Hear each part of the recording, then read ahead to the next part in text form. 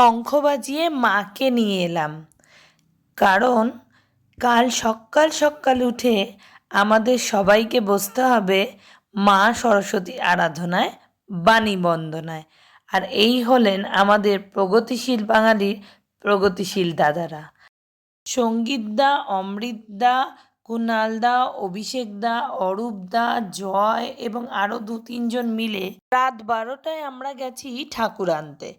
আর তাতে কি শুধু যে ছেলেরা গেছে তা কিন্তু নয়, ভিডিওর শুরুতে যেমন দেখলেন প্রগতিশীল বাঙালির প্রগতিশীল মহিলারা আছে, সেই সঙ্গে আমাদের ছোট ছোট ছানাপোনাগুলোও কিন্তু ঘুম টুম সব ভুলে গিয়ে মা সরস্বতীকে আনতে চলে গেছিল।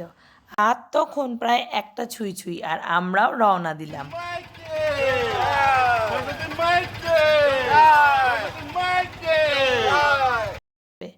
মা যাচ্ছে আগে আগে আর আমরা পরে যাচ্ছি, মানে যেমনটা মাকে আমরা ফলো করছি।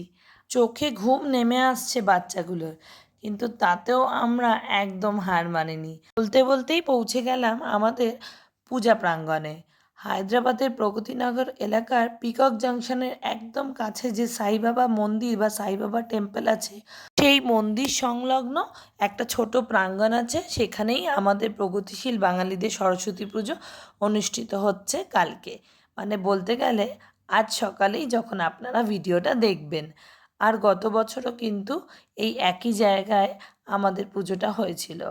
এই পুজোটা আমার মানে একটা খুব অন্যতম কাছের জায়গা, কারণ আমিও এই বাঙালি মানুষগুলো এই দলটার সঙ্গে এই গত বছর এই বসন্ত পঞ্চমীর দিনই কিন্তু প্রথমবার এসেছিলাম।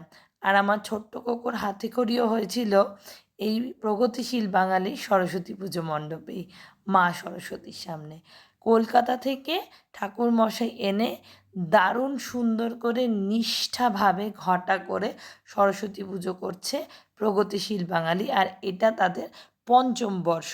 তাই আপনাদের সকলকে আরেকবার আমন্ত্রণ জানাচ্ছি, হায়দ্রাবাদে থাকলে অবশ্যই আসবেন আমাদের পূজা প্রাঙ্গণ।